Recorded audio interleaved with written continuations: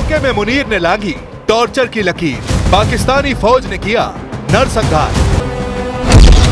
Martial के गुंडों ने की अंधाधुंध फायरिंग, 48 घंटे में 40 लोगों को गोलियों से भूना। पीओके में हालात बेकाबू, हक मांगने पर गोली मारी जा रही। पीओके में मुनीर की सेना की बर्बरता बढ़ती जा रही।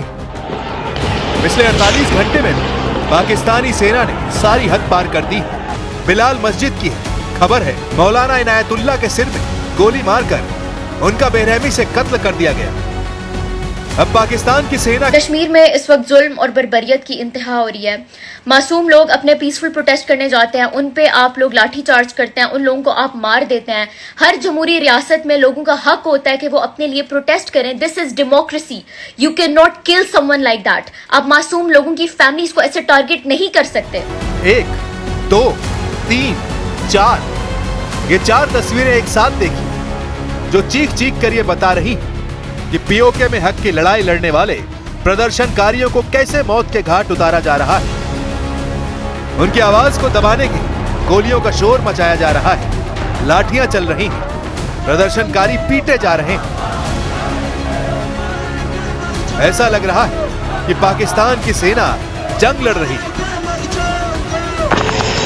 रात के अंधेरे में बड़ी संख्या में पीओके में सेना का डिप्लॉयमेंट किया जा रहा है, फिर भी कश्मीरियों के हौसले को तोड़ नहीं पा रहे हैं। पाकिस्तान के कब्जे वाले कश्मीर में हालात आउट ऑफ कंट्रोल हो चुके हैं। हालात का अंदाजा इसी बात से लगा सकते हैं कि पिछले 48 घंटे में पीओके में मरने वालों का आंकड़ा 40 के करीब पहुंच चुका है।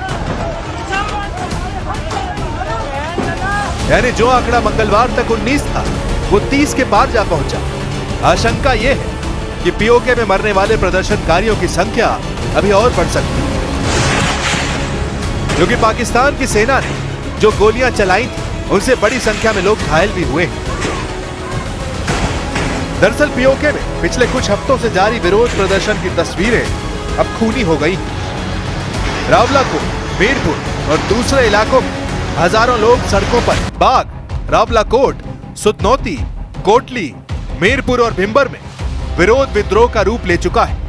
पाकिस्तान के कब्जे वाले कश्मीर में रह रहे कश्मीरी अपना हक मांग रहे हैं, लेकिन पाकिस्तान की तरफ से इसका जवाब बंदूक से दिया जा रहा है। पीओके में पाकिस्तान के जुल्म की कहानी खुद वहां के लोग बयां कर रहे हैं। सच्चाई भी ऐसी कि सुन के रूह कांप जाए। कल जो इन्होंने लोगों को अंधाधुंध मारना शुरू किया है, मैं ट्रिगर हो रही हूँ और ये न्यूज एक्सपोज करते हुए नहीं देख रही। इतने लोग हैं यहाँ पर जो इस बातों को फैला सकते हैं, लेकिन कोई भी इस बारे में बात नहीं कर रहा, बिकॉज लोगों को पता ही नहीं है कि कश्मीर रावलाकोट में क्या चीज हो रही है। प्यारा शहर, इतनी प्यारी चीजें, और वहां पे इस टाइम जो तबाही मची हुई, जो मासूम लोगों के कत्ल हो रहे हैं। पीओके में विरोध की अगुवाई कर रहे ज्वाइंट अवामी एक्शन कमेटी यानी JAAC के नेताओं का आरोप है कि शांतिपूर्ण प्रदर्शन पर बिना उकसावे के गोलियां चलाई गई। सोशल मीडिया पर सामने आए वीडियो और स्थानीय दावों में मस्जिदों के बाहर गोलीबारी साफ देखी और सुनी जा सकती है। बड़ी बात यह है कि यह सब कुछ पाकिस्तानी सरकार के आदेश से हो रहा है, क्योंकि पाकिस्तान के कब्जे वाले कश्मीर में रहने वाले कश्मीरियों को पाकिस्तान की सरकार अपना नहीं बल्कि दुश्मन समझती है। पाकिस्तान के रक्षा मंत्री ख्वाजा आसिफ ने साफ कहा है कि पीओके के प्रदर्शनकारी भी भारत जैसे दुश्मन हैं और ऐसे लोगों से कोई बातचीत नहीं होगी। यानी अपने ही नागरिकों को दुश्मन बताकर गोली चलाने को पाकिस्तान के रक्षा मंत्री ने जायज ठहराने की कोशिश की है। मेरा नहीं ख्याल कोई डायलॉग होगा जो जिस तरह मैं फिर दोबारा कहूँगा कि मैं इनको हिंदुस्तान के साथ जो है ना इन लोगों को ब्रैकेट करता हूँ, उसी जुमरे में इस्तेमाल को शुमार करता हूँ जिसमें हम हिंदुस्तान को दुश्मनों की सफ में देखते हैं। ये लोग भी पाकिस्तान दुश्मन हैं। पीओके में हो रहे प्रोटेस्ट ने पाकिस्तान का असली चेहरा दुनिया के सामने ला दिया है। जम्मू कश्मीर पर दुनिया को इंसाफ और इंसानियत की नसीहत देने वाला पाकिस्तान अपने कब्जे वाले कश्मीर में आवाज उठाने वालों को दुश्मन बताकर गोलियों से जवाब दे रहा है। ये वहाँ पे वही लोग हैं जिनको जिस तरह से कभी हमने ये मुजाहिदीन को ट्रेंड किया था और भेजा था कि जाओ लड़ो, और उसके बाद वो आज तक हमारे गले पड़े हुए हैं। अब तो पीओके में पाकिस्तानी जुल्म को एमनेस्टी इंटरनेशनल ने भी गैर कानूनी बता दिया है। एमनेस्टी इंटरनेशनल ने पाकिस्तानी सेना के टॉर्चर की जांच की मांग की है और कहा कि प्रदर्शनकारियों के खिलाफ पाकिस्तानी कार्रवाई पाकिस्तान के गैर कानूनी हिंसा के लंबे इतिहास से मेल खाती है। एमनेस्टी इंटरनेशनल ने पीओके में इंटरनेट के बैन को हटाने और पीओके में मीडिया के जाने की छूट देने की मांग की है।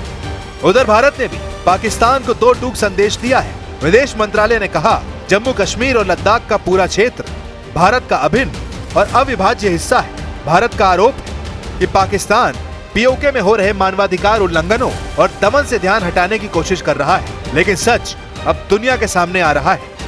वहां चल रहे लीपापोती वाले इलेक्शन, पाकिस्तान द्वारा जम्मू कश्मीर का अपने अवैध कब्जा और वहां के लोगों का मानव अधिकार का हनन को छिपाने का प्रयास है।